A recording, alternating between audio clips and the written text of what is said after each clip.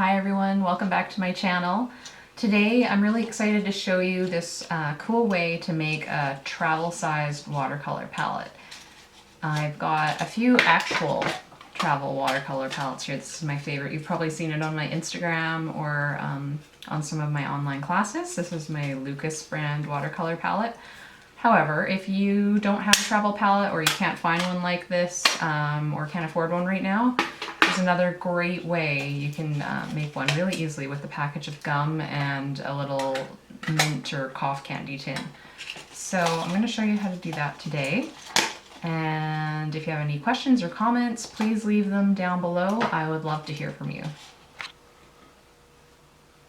So first, what I'm going to start off by doing is getting my tin ready and seeing how much of the gum package I can fit in the tin. If you're lucky, you might have a tin that you can fit this right inside, which would be ideal. Mine doesn't quite fit. And actually, there's still some gum in here. I'm not sure how old this package is, but I'm going to trim it just with some little scissors. And then I'm just going to pull off the little bits of foil. Okay, so that's that, and then I'm just going to make sure that these are all pushed out again.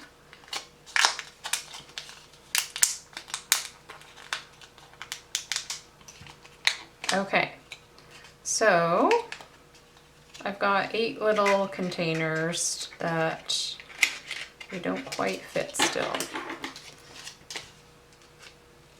But I think if I trim off a little bit more on the edges here, they will fit.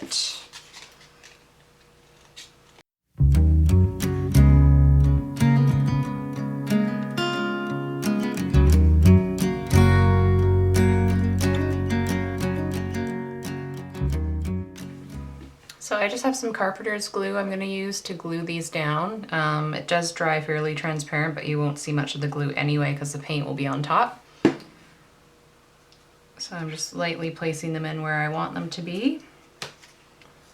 So now you can see I've got some glue under each of the little pods, and I'm just waiting for that to set, but they're not moving around too much. So I've just pressed down on them a little bit just as they're drying to make sure that they will stay in place. And the glue says wait 20 minutes. So I am going to wait 20 minutes and I will come back to you. I'm gonna go make myself a cup of tea and this should be dry. Okay, so I found this, well, I didn't find it, it's in my studio. It's a piece of quartz, a rock I found in the forest that I really like, and it happened to fit really nicely right on top of the little gum containers. So I put the flat edge of that down just to weight it down while it was drying a little bit. It could probably still dry a bit, but they're fairly well placed. So now I'm ready to put in my colors. I have lots of tube watercolors because that's one of my favorite things to do. That's what I do for a living. So I've picked some colors I think would be really good to make general washes and colors for paintings, but I also made sure I chose ones that were a little bit different than what I have in this palette, just so I can experiment with new colors. They're not all different. I'm still going to use lemon yellow. So I'm just going to squeeze that right into the container, like so.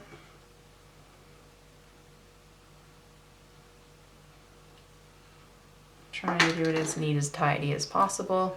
Let's bring this a little closer.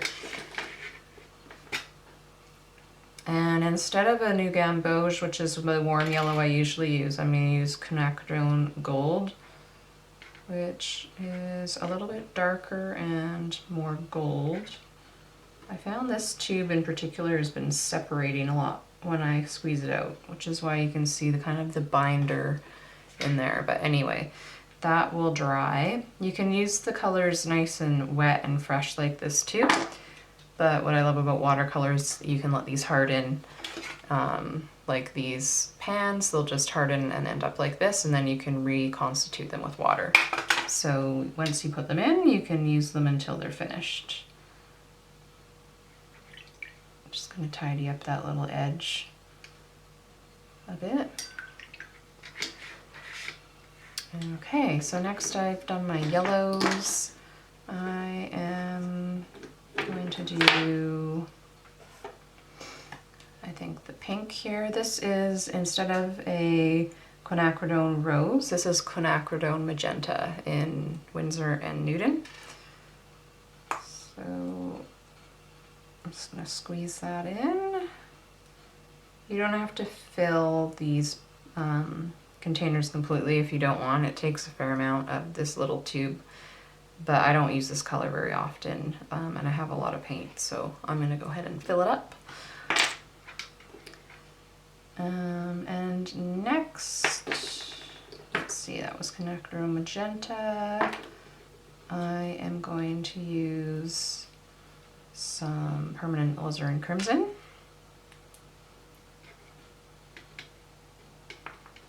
This is Daniel Smith, another one of my favorite brands. These are all artist quality watercolors. I prefer to use artist quality. It does make a big difference. And just means there's more pure pigment and less binding stuff like gum arabic, I think is what they use. So you get richer, truer colors. And this is Carbazole Violet, kind of similar to Winsor Violet or Dioxazine Violet, but a little bit different again. So exciting to try. So I'm going to put that in here. Really rich, rich color. Now on the second row, I'm just going to lay out what I have so I make sure I have enough. I've got a manganese blue. I think I'm going to use something different than ultramarine blue. I love ultramarine, but I use that a lot. And permanent green, Payne's gray. So that is 3. So I've got enough for 2 more colors. So I'm going to go grab 2 more colors to add into the bottom row here. Okay, so I've got my colors here. So instead of like a cerulean blue, I'm going to use manganese blue. This is Holbein brand. I don't use it as much, but I do have a few, like the bright violet that I use, and it's another really nice brand. Just got a little bit of dried paint.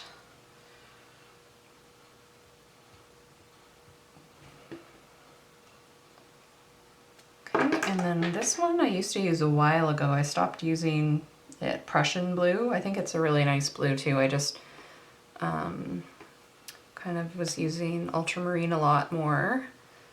So I'd like to rediscover this color. It's a nice dark blue.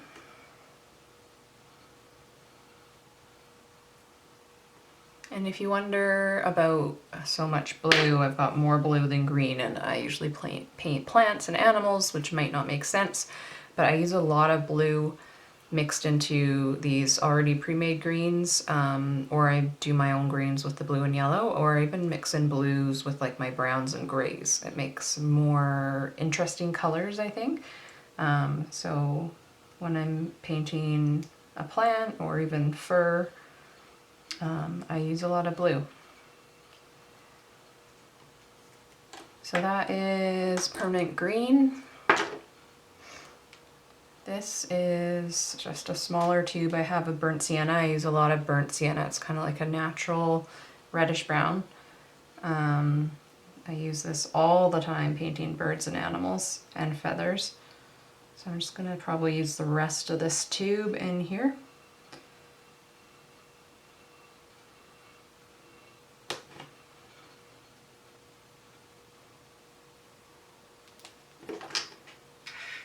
And then another favorite of mine is the Winsor Newton Payne's Gray. So that's another standard I use, not as much in plants, but definitely birds and animals. And sometimes the lids can be hard to get, so I'm going to use a paper towel to get a bit more grip. And then it came off there. Oop, out of focus. Out of focus. There we go. Okay, so Payne's Gray. And I'm I'm just gonna add that in.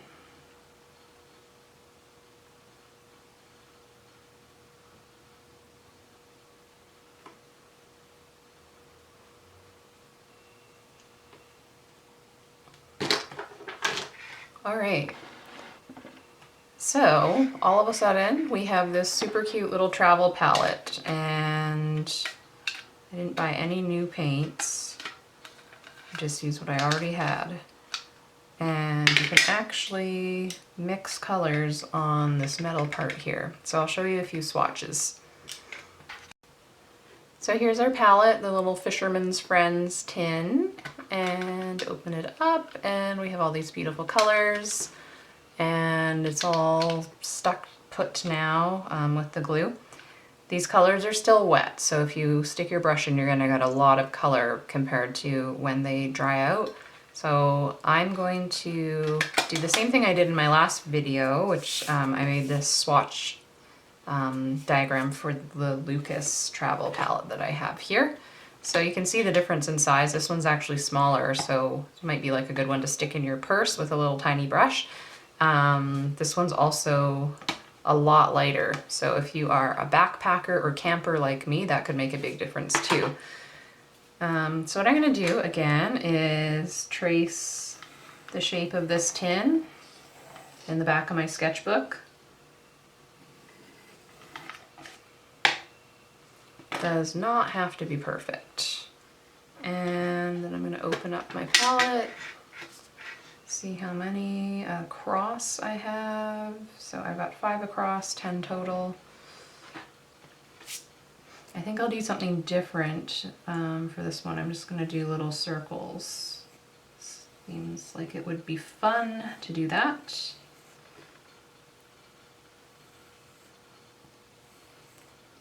And they're not perfect circles by any means. Then I'm going to take my pen and go over this.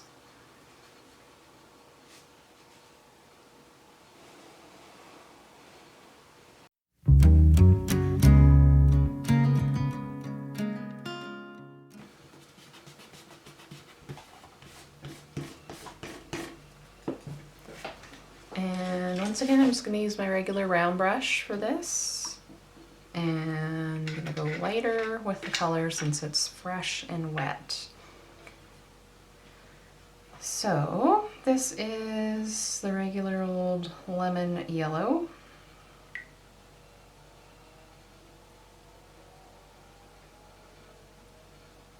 Beautiful clean lemon yellow right now because I haven't mixed anything with it.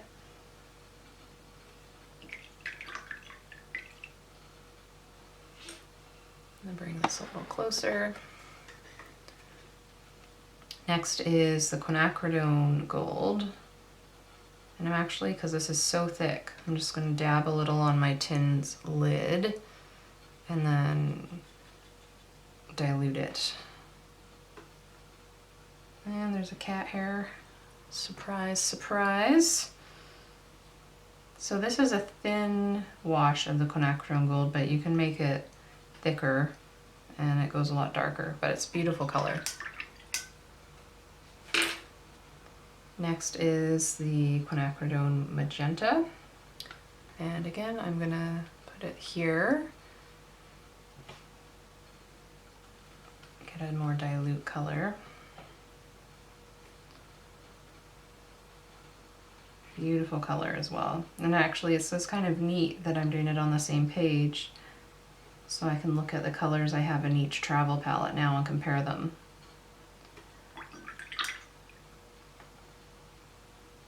If you notice, I didn't add a orange in here, and that's because this is a travel palette, so I've got orange in my main palette, but I can easily mix an orange with a red and yellow, so not necessary for a compact little palette like this.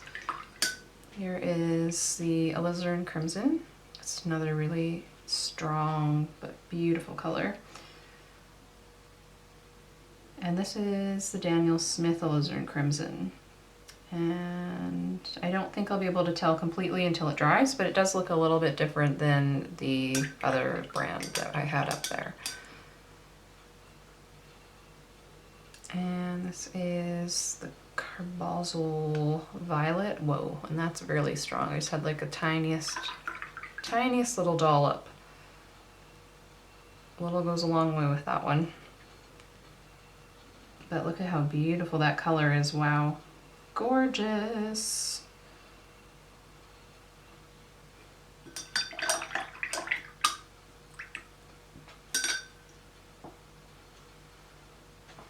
Okay, next is Manganese Blue. Excited to try that one out. Pretty light so far, but really pretty. Pretty similar to the Cerulean Blue.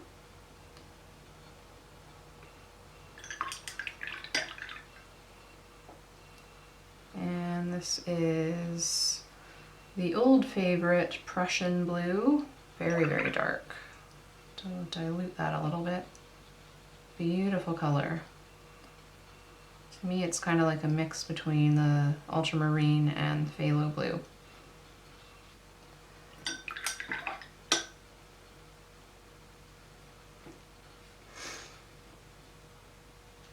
And this is the Permanent Green. I don't think I've ever tried this color. This is the Daniel Smith. Looks fairly mid-tone green. Actually, it goes on a lot lighter than it looks. It's really bright, but very pretty.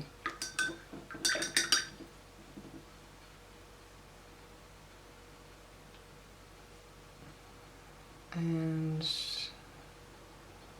an old favorite, Burnt Sienna, which I use a lot. You can actually make a really great, almost blackish color using a mix of Burnt Sienna and Payne's Gray. A lot of people ask if I use black paint, and I don't. Even when I paint something like a black bear, I mix colors like these in deeper concentrations, and I think it adds more depth and interest than using a flat black pigment. And if you've been to art school, you know that black is kind of frowned upon because it is more interesting to mix your own darker pigment.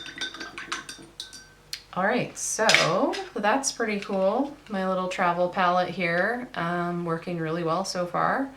I would definitely take this probably with me next time I go backpacking, because I didn't actually think about the difference in weight. This is so much lighter. So I'm really excited about that. And I could even pack it in my purse, and I think I will. Okay, so here is my finished diagram of my cute little fisherman's travel palette, or fisherman's friend. And I'm gonna just make this close up so you can see. There we go. So I've got lemon yellow, quinacridone gold, quinacridone magenta, alizarin crimson, carbazole violet, manganese blue, Prussian blue, permanent green, burnt sienna, and Payne's gray. And then I just made this little, why is this so hard? Fisherman's Friend travel palette.